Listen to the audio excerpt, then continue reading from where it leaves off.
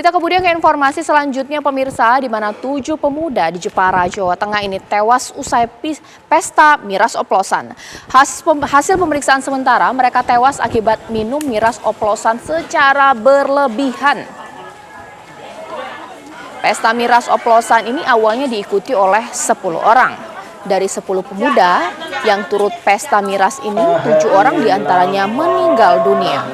Dari ketujuh korban tewas adalah SG, JR, FY, AR, IASW, serta MH. Sementara 2 orang masih dalam perawatan di rumah sakit, 1 orang belum diketahui keberadaannya.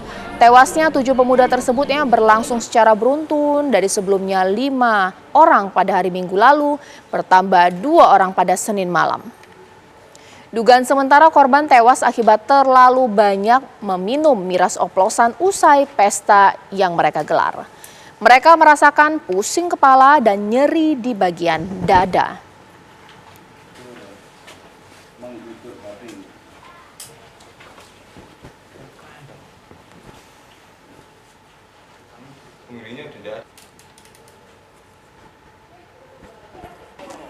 Ya, sekarang saya akan berbincang dengan Kasat Reskrim Polres Jepara, AKP Fahrul Rozi. Selamat malam, Pak Fahrul Rozi. Selamat malam, Mbak Caca. Ya, Pak, dari penyelidikan yang Bapak lakukan beserta jajaran, sebenarnya di mana sih Pak beli miras oplosan ini, Pak? Ini korbannya banyak sekali. Seperti apa? Baik, saya akan menceritakan kronologis dari awal ya, Mbak. Jadi itu kita mendapat laporan hari Senin tanggal 31 Januari sekitar pukul 9 oleh perangkat desa Karanggondang, Kecamatan Longgo, di mana saat itu perangkat desa ini atau pejabat desa ini melaporkan ke Polsek. Selanjutnya Polsek menginformasikan kepada kita ada warga 4 orang, awalnya 4 orang. 4 orang itu meninggal karena minum miras oplosan.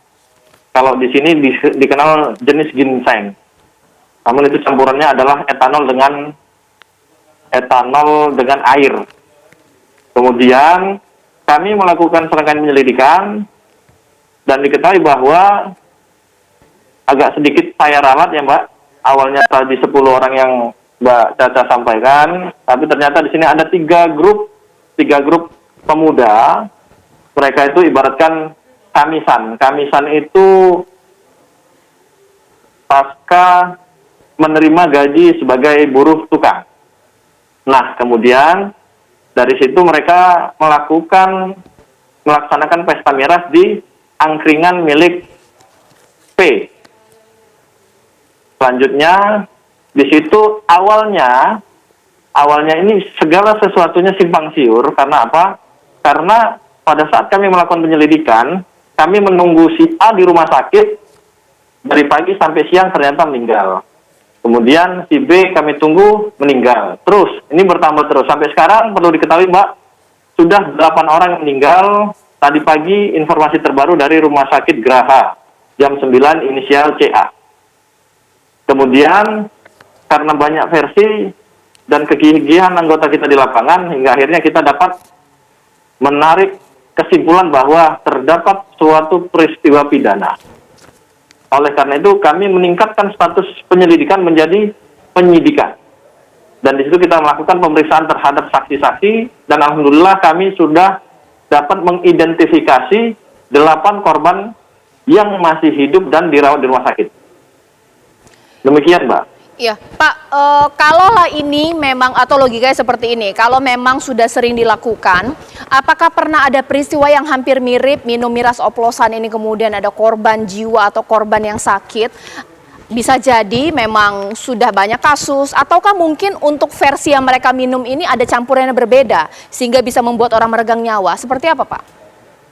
Jadi perlu diketahui, Mbak, kita melakukan pemeriksaan secara intensif terhadap pemilik warung yang awalnya dia tidak mengakui bahwa dialah yang melakukan atau mengelola atau meracik miras oplosan itu. Karena dia beralibi bahwa saya menjual hanya campurannya saja, yaitu soft drink dan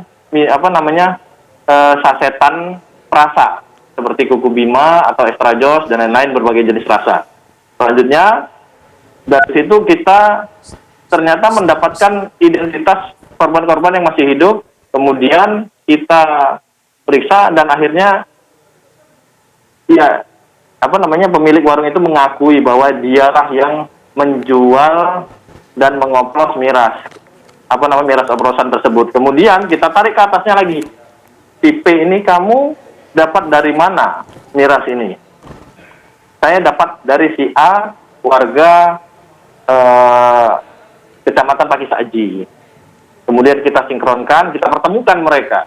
Jadi kita laksanakan kita kontra, kita pertemukan bahwa pada saat si A mengakui bahwa si pemilik warung ini mengakui bahwa Allah yang menjual miras oplosan. Tapi pada saat kita pertemukan, ternyata si pemilik warung inilah yang membeli etanol murni dari si A.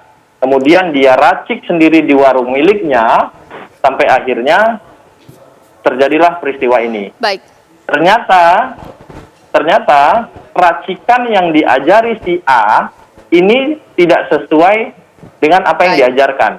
Makanya banyak korban yang berjatuhan. Dan ini sudah berjalan selama 2 minggu.